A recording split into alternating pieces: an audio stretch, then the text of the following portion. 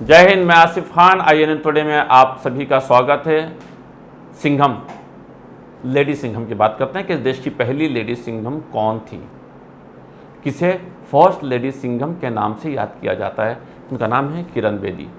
1975 में पहली पुलिस महिला जिन्होंने पुरुष परेड को लीड किया, और उनकी वो जांबाजी और उस अंदाज को देखकर उस वक्त की प्राइम मिनिस्टर श्रीमती इंदिरा गांधी जी ने उन्हें नाश्ते पर दावत दी, उन्हें नाश्ते पर इनवाइट किया।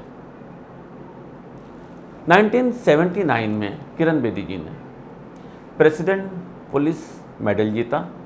ये बहुत अच्छे टेनिस प्लेयर भी रही और वहाँ भी इन्होंने कई मेडल जीते, अपने स्पोर्ट्स के कई जौहर दिखाए।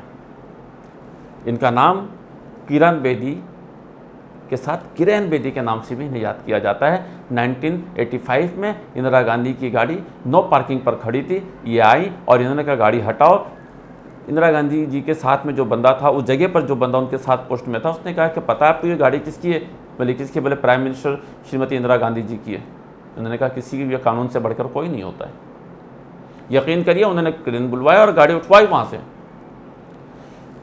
वो इस बात को जानती थी कि देश से बढ़कर कोई व्यक्ति नहीं हो सकता, कोई भी व्यक्ति देश से बढ़कर नहीं हो सकता।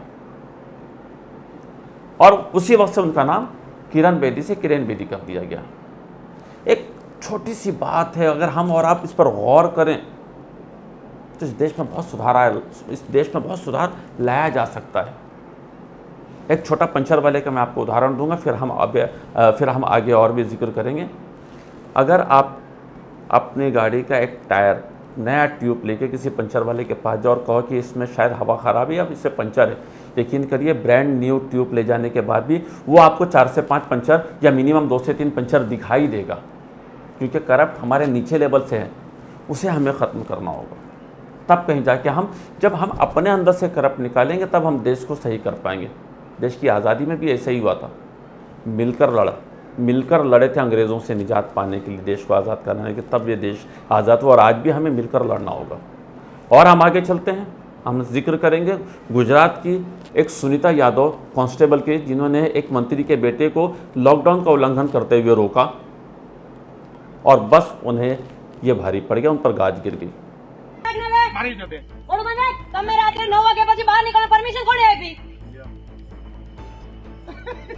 કુમારભાઈ કનોની સાહેબને ફોન લગાડો, એમને તમને પરમિશન આપી બહાર નીકળવાની?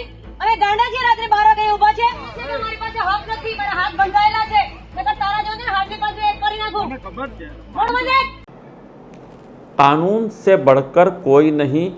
और जब ये बात दिमाग में रखते हुए सुनीता यादव ने एक मंत्री के बेटे को रोका, उसका चालान किया, तब उस पर गाज गिर गई। 3 केस पे दर्ज हो गए। यहाँ तक उनके बारे में ये कहा जाता है कि वो जो लॉकडाउन का उल्लंघन करते थे, उनसे उठक बैठक करवाती थी। तो क्या आपने और वीडियोस व्हाट्सएप पर नहीं देखे कि पुलिस वालों ने किस तरह से डंडे बरसाए, किस तरह से लहूलुहान किया, किस तरह से चेहरे तक खराब कर दिए? उन पर क्या गाज गिरी? ये सच्चाई की गाज है, और जो सच्चाई पर चलेगा उस पर गाज गिरेगी, क्योंकि इतना ज़्यादा करप्ट फैल गया है कि लोग सच्चाई को एक्सेप्ट करने को तैयार नहीं है। और एक रायपुर का भी हम आपको वाकया दिखाते हैं। एक वीडियो हमारे पास मौजूद है, व्हाट्सएप में आपने देखा ही होगा, फेसबुक पर भी आजकल बहुत वायरल हो रहा है। एक गार्ड जिसने अपने बड़े अधिकारी 3 स्टार ऑफिसर पर चढ़ाई कर दी, जंगल की कटाई चल रही थी, अधिकारी को लगा होगा कि मैं 3 स्टार ऑफिसर हूँ और मजाल है कि कोई गार्ड मेरे सामने कुछ बोल पाए, लेकिन सच्चाई की आवाज़ बहुत बुलंद होती है। और उस गार्ड ने जब अपनी आवाज़ बुलंद की तो वाह, सलूट ऐसे गार्ड को जिसने सच्चाई की खातिर अपने 3 स्टार ऑफिसर का ख्याल नहीं किया, और उसने बाकायदा चालान काटा है, पेपर बनाया है और डायरी मेंटेन की है। तो आप होश में रहिए, चलिए दस्तखत करिए। गलत काम करोगे उल्टा मेरे फील्ड में आके आप रेंजर हो गए, अपनी जगह पे स्पीड का मालिक मैं हूँ, समझिए ना। वर्दी उतारवा दूंगा, खड़े खड़े समझ में आ जाएगा, समझ गए ना। रिजर्व फॉरेस्ट में क्या नियम कानून पता है? 3 स्टार लगा के बैठे हो यहाँ पे, ट्रेनिंग किया हो तरीके से। तो कहने का असल मकसद ये है कि आपको अपने अंदर, जब आप ईमानदार होंगे ना, खुद से ईमानदार होंगे, सर मजाल नहीं कि आपके सामने कोई ऊंची आवाज़ में बात कर पाए, क्योंकि वह आपकी नहीं, सच्चाई की ताकत होगी। सरकारें 5 साल 10 साल ये इस देश में मुझे नहीं लगता है कि 10-15 साल से ज़्यादा किसी सरकार ने अपने आप को रिपीट किया होगा। कहते हैं तनकर खड़ा हुआ था और जड़ से उखड़ गया।